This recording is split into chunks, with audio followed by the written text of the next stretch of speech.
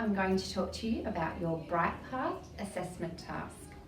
The writing that you're going to do today will help us to determine where you're at with your writing and what some next steps might be to support you in your learning.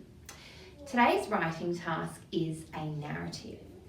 Now, we have a planning sheet prepared for you which will help you with your narrative. The topic for this Brightpath sample is the day it all went wrong. So we'd like you to write a story that includes this idea. What could happen to the characters that is so bad? It could be one problem or many problems that they have to deal with. Your planning sheet outlines some different things you might think about before you start your writing. The first thing is the setting. Where is your story going to happen? Think about some of the descriptive words you might like to use to help your reader know exactly where it is your story is taking place. The next box asks you to think about your characters. Who will be involved in the story? What are their names? Maybe some key personality traits or things about your character that make them individual and who they are. Next, we'd like you to think about a possible complication. So the problems or things that happen that make this day a day that everything went wrong. Lastly, this box here asks you to think about your resolution. So what are you going to do to wrap the story up and make it all come together? Now I'd like to talk to you about some of the things that you might see in a narrative. The first thing we need to do when writing a narrative is develop an orientation. So the purpose of an orientation is to orient or introduce the setting, the characters, and begin the plot of your story and the sequence of events, which is what comes next.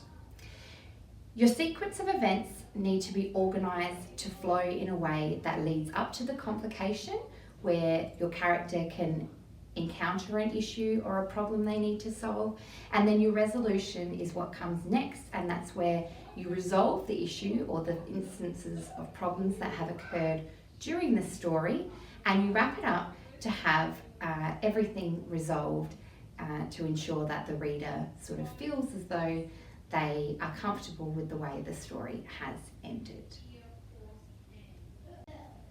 Something that's really important to consider before you begin planning a narrative is who you're writing for. Who's your audience going to be? Are you writing for a younger reader? Are you writing for your teachers? Or are you writing for somebody who might not know you as a person or the characters in the story? And I guess for a narrative, we're writing to entertain someone. So who is it that you're trying to entertain? It's really important that you consider this before you begin so that you're able to direct your writing in a way that's going to make sense to the reader. Now that we know the things that we need to have in our narrative, we're going to give you 10 minutes to plan your writing.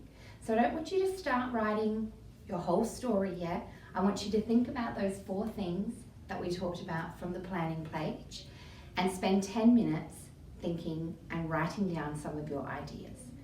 I'd like to ask you to pause the video now and set a timer for 10 minutes for your planning time. Hopefully, after your planning session, you're now feeling comfortable and confident with your characters, your setting, the complication and series of events that are going to occur during your story. What we're going to do now is spend 40 minutes writing your best work to share with your teacher exactly how good of a writer you really are. So we're going to ask you to pause the video and this time set your timer for 40 minutes.